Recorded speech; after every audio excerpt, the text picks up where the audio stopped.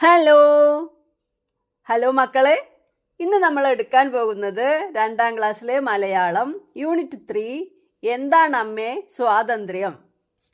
ഇതിൽ നമ്മൾ സ്വാതന്ത്ര്യ ദിനത്തെക്കുറിച്ചും മഹാത്മാഗാന്ധിയെക്കുറിച്ചും ജവഹർലാൽ നെഹ്റുവിനെ കുറിച്ചും ഒക്കെ പഠിക്കുന്നുണ്ട്. സ്വാതന്ത്ര്യം എന്നാൽ എന്താണ് എന്നുള്ളതും പഠിക്കുന്നുണ്ട്. അപ്പോൾ നിങ്ങൾ ആദ്യമായിട്ടാണ് നമ്മുടെ ഈ ചാനൽ കാണുന്നത് ആണെങ്കിൽ ഒന്ന് സബ്സ്ക്രൈബ് ചെയ്യൂ. അതുപോലെ തന്നെ ഈ വീഡിയോയ്ക്ക് ഒരു ലൈക്ക് നൽകാൻ മറക്കല്ലേ കേട്ടോ. നിങ്ങളുടെ ഫ്രണ്ട്സിന് ഈ വീഡിയോ ഷെയർ ചെയ്ത് കൊടുക്കുകയും വേണം. ഓക്കെ, നമുക്ക് വീഡിയോയിലേക്ക് പോയാലോ. യൂണിറ്റ് 3 എന്താണ് അമ്മേ സ്വാതന്ത്ര്യം. സ്വാതന്ത്ര്യം എന്ന വാക്ക്, അതിൻ്റെ അർത്ഥം എന്താണ്? അതിന് തന്നിട്ടുള്ള പ്രവർത്തനം നോക്കാം. ഡയറി എഴുതാം. നിങ്ങളുടെ സ്കൂളിലെ സ്വാതന്ത്ര്യദിന വിശേഷങ്ങൾ ചേർത്ത് ഡയറി എഴുതി നോക്കാം. അപ്പം നിങ്ങളുടെ സ്വാതന്ത്ര്യദിനം ആയിട്ടില്ല, അതിനു മുമ്പെയാണ് ഇപ്പോൾ നമ്മൾ ഈ പാഠത്തിലേക്ക് എത്തിയിരിക്കുന്നു അല്ലേ. നമ്മുടെ പരീക്ഷയ്ക്കും ഒക്കെ ഈ എന്താണ് അമ്മേ സ്വാതന്ത്ര്യം എന്ന യൂണിറ്റ് കൂടി ഉണ്ട്, തൊട്ടടുത്ത യൂണിറ്റ് കൂടി ഉണ്ടെന്നാണ് പറയുന്നത്. അപ്പം നമുക്ക് കഴിഞ്ഞ വർഷം നമ്മൾ എങ്ങനെയൊക്കെയാണ് സ്വാതന്ത്ര്യദിനം ആഘോഷിച്ചത് അതിനനുസരിച്ചിട്ട് ഒരു ഡയറി നമുക്കിവിടെ എഴുതാം.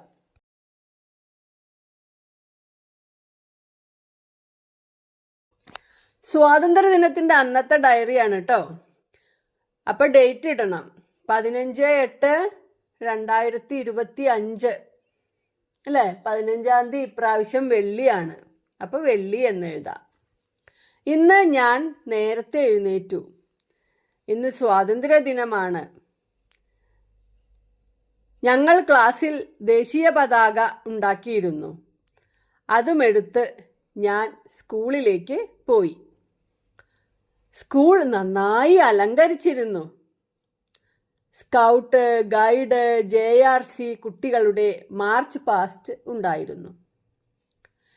ഹെഡ്മാസ്റ്ററാണ് പതാക ഉയർത്തിയത്. ബാൻഡും മേളങ്ങളുമൊക്കെയായി നല്ല രസമായിരുന്നു. കുട്ടികൾ ദേശഭക്തി ഗാനം ആലപിച്ചു. ടീച്ചർ മിഠായി തന്നു. ഉച്ചയ്ക്ക് സ്കൂൾ വിട്ട് ഞങ്ങൾ വീട്ടിലേക്ക് പോന്നു.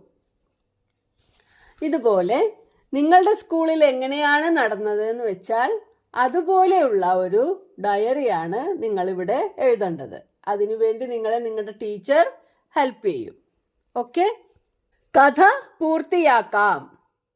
കൂട് തുറന്നു. കിങ്ങിണി തത്ത വന്ന് സാരംഗിൻ്റെ കയ്യിൽ ഇരുന്നു.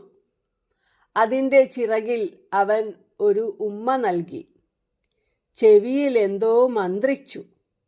പിന്നീട് എന്ത് സംഭവിച്ചിരിക്കും? എല്ലാവരും കിങ്ങിണി തത്തയുടെ കഥ, സാരംഗിൻ്റെ പിറന്നാള് ഒക്കെ വായിച്ചിട്ടുണ്ടാവുമല്ലോ അല്ലേ.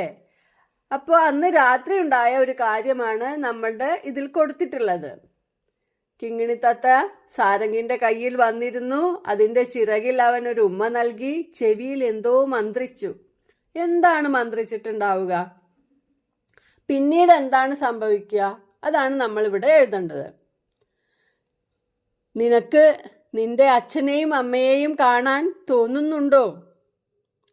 ഞാൻ നിന്നെ തുറന്നു വിടട്ടെ എന്നാണ് ചെവിയിൽ മന്ത്രിച്ചത്. ഇത് കേട്ടപ്പോൾ കിങ്ങിണി തത്തയ്ക്ക് വലിയ സന്തോഷമായി. എനിക്ക് വളരെ സന്തോഷമായി സാരംഗ്. ഞാൻ പോയാലും നിന്നെ കാണാൻ എന്നും വരും. അങ്ങനെ കിങ്ങിണി തത്ത പറന്നുപോയി. സാരംഗിന് ആശ്വാസമായി. അവൻ സമാധാനത്തോടുകൂടി ഉറങ്ങാൻ കിടന്നു. ഓക്കെ, ഇങ്ങനെയാണ് നമ്മൾ ഈ ഭാഗത്ത് എഴുതേണ്ടത്. ഇനി പ്രവർത്തനം 3 ഗാന്ധിജിയെ വരയ്ക്കാം എന്നുള്ളതാണ്. ഗാന്ധിജിയെ വരയ്ക്കാൻ നിങ്ങൾ വരച്ച് പ്രാക്ടീസ് ചെയ്യണം കേട്ടോ. യൂട്യൂബിലൊക്കെ നിറയെ ഗാന്ധിജിയെ വരയ്ക്കുന്ന ഡ്രോയിങ്സ് ഉണ്ട്. അല്ലെങ്കിൽ നിങ്ങളെ ടീച്ചർക്ക് വരയ്ക്കാൻ കഴിയുമെങ്കിൽ ടീച്ചർ വരച്ചു തരും. നിങ്ങൾ അതുപോലെ വരയ്ക്കാൻ വേണ്ടി പഠിക്കുക. പ്രവർത്തനം 4. മഹാത്മജി എന്ന കവിത വായിച്ചല്ലോ. ഗാന്ധിജിയെക്കുറിച്ച് കവിതയിൽ പറഞ്ഞ കാര്യങ്ങൾ എഴുതി നോക്കാം. നിങ്ങൾ ആ കവിത വായിച്ചോ? ഏതാ ഗാന്ധിജിയെക്കുറിച്ചിട്ടുള്ള കവിത?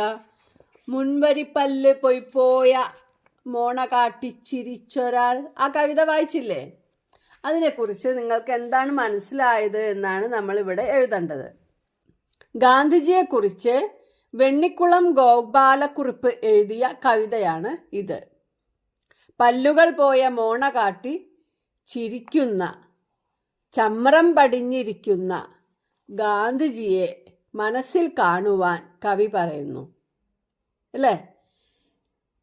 എല്ലാവരോടും, പ്രത്യേകിച്ച് ചെറിയ കുട്ടികളോട് വളരെ സ്നേഹമായിരുന്നു ഗാന്ധിജിക്ക്. അവരോടൊപ്പം കളിക്കാൻ വളരെ ഇഷ്ടമായിരുന്നു. നാട്ടുകാർ അദ്ദേഹത്തെ സ്നേഹത്തോടെ ബാപ്പു എന്നാണ് വിളിച്ചിരുന്നത്. ബാപ്പു എന്ന വാക്കിന് അച്ഛൻ എന്നാണ് അർത്ഥം.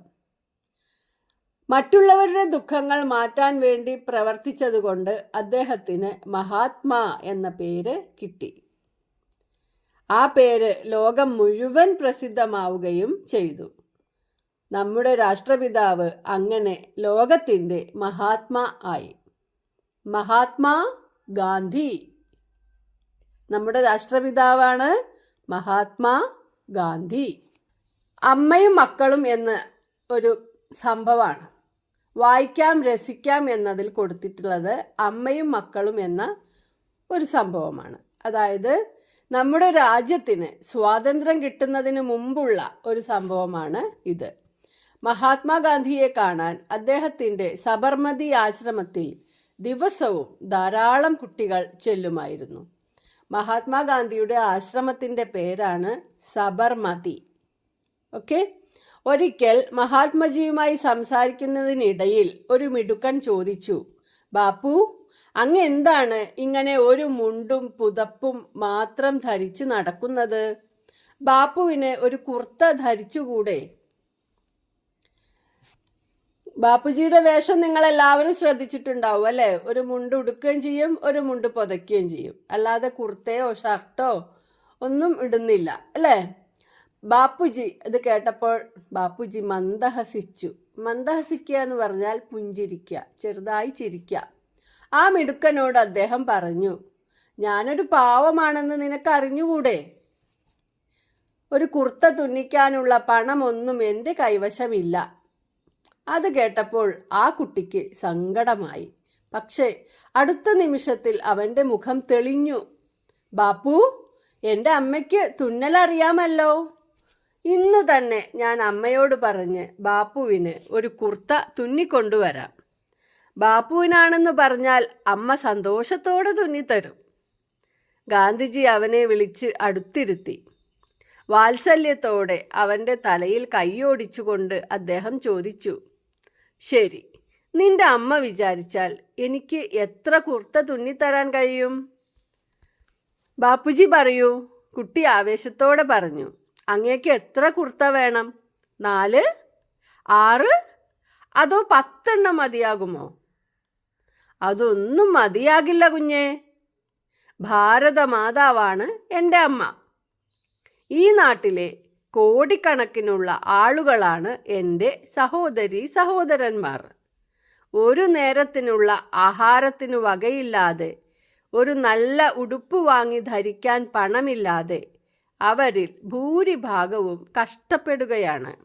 അപ്പോൾ ഞാൻ മാത്രം ഭംഗിയുള്ള കുർത്ത ധരിക്കുന്നത് തെറ്റല്ലേ? എന്താ ഗാന്ധിജി പറഞ്ഞതിൻ്റെ അർത്ഥം? ബാപ്പുജിക്ക് 10 വരെ തുന്നി കൊടുക്കാമെന്നാണ് കുട്ടി പറയുന്നത്. അപ്പോൾ ബാപ്പുജി പറയും, അതൊന്നും എനിക്ക് മതിയാവില്ല. എന്താ കാരണം? എനിക്ക് കുറേ സഹോദരീ സഹോദരന്മാരുണ്ട്. സഹോദരി, ബ്രദേഴ്സ്, സിസ്റ്റേഴ്സ് എന്നൊക്കെ നമ്മൾ പറയില്ലേ? ആ അനിയത്തി, അനിയൻ, ഏട്ടൻ, ചേച്ചി, അങ്ങനെ കുറേ ആളുകൾ. എത്രയുണ്ട് എന്നാണ് പറയുന്നത്? കോടിക്കണക്കിന്. എന്താ അങ്ങനെ കോടിക്കണക്കിന് സഹോദരീ സഹോദരന്മാരുണ്ടാകാൻ കാരണം? ഗാന്ധിജിയുടെ അമ്മ ആരാണ്? ഭാരതാംബ. ആരാണ് അമ്മ? ഭാരതമാതാവ്. ഈ ഭാരതം, ഇന്ത്യയാണ് ബാപ്പുജിയുടെ അമ്മ. അപ്പോൾ ഇന്ത്യയിലുള്ള എല്ലാ മക്കളും ബാപ്പുജിയുടെ സഹോദരീ സഹോദരന്മാരാണ്.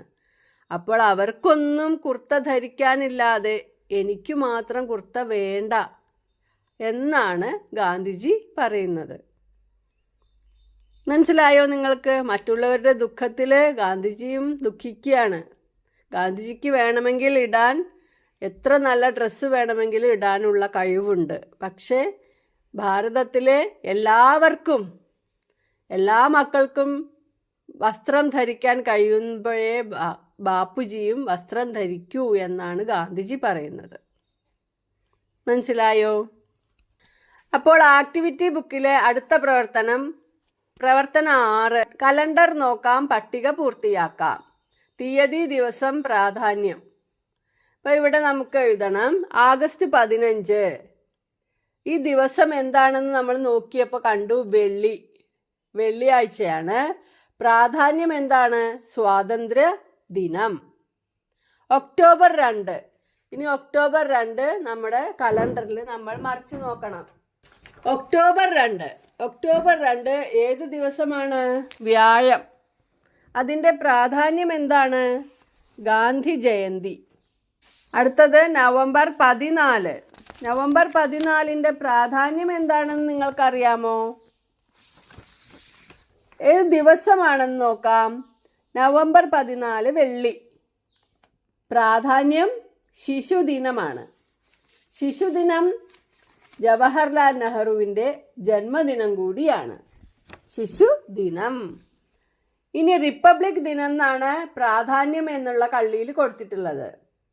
റിപ്പബ്ലിക് ദിനം ജനുവരി 26. റിപ്പബ്ലിക് ദിനം എന്നാണ്? ജനുവരി 26. ജനുവരി 26 ഏത് ദിവസമായിരുന്നു? ഞായറാഴ്ചയായിരുന്നു. ജനുവരി 26 ഞായർ. പ്രാധാന്യം അവിടെ എഴുതിയിട്ടുണ്ട്, റിപ്പബ്ലിക് ദിനം. ഇനി രക്തസാക്ഷി ദിനം. രക്തസാക്ഷി ദിനം അതെന്താണ്?